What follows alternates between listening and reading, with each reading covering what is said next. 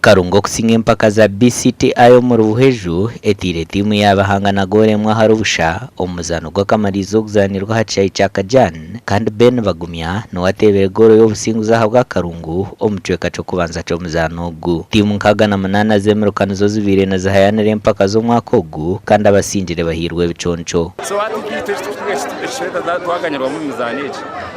Nokuresa amana gawo kurungi urugumbi byo kushishungura usanga ushosho n'abantu kandi to mu BCTI hari kugira ngo aro waruzinga twena we are winners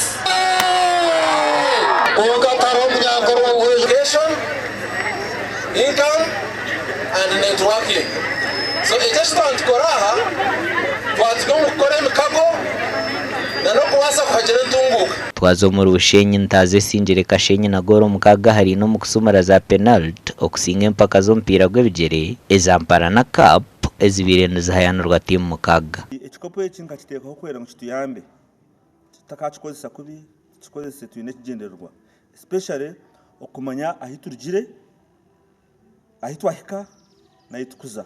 Wena omupiira nakureba omupiira gwabonera ohirekyenzura cyanda ko yatera Kasenyi abantu bashemererwa. Twazo muri Kashonji cy'uruhura n'ekigendererwa cyo kutungura entaranta y'ompira gw'ebigere abanyakashonji batongwizeho club y'ompira gw'ebigere eyesurwe Kashonji Sports Club. Omukoro gwo kutongoza gubira ha kishaayi kya Kashonji kandi gukurirwe MP wa Kashonji Habat Tayibwa kandi abarukurira ompira kurwo mu district ya Kiruhura nabo babire baroho. Aba bagizereho n'emizano yo kutongoza aho bazanire n'abambara select hamwe na Ibanda Municipality FC. Muhanda gumwe kuba kwataje noko bareto mbyemuzano kurentaranga y'eminyeto itwe kafufa n'ikitukwenda so narenke kintu eki nyoni band satisfied konka no basa kugira entertainment ugaruko gire binde biwayongeramo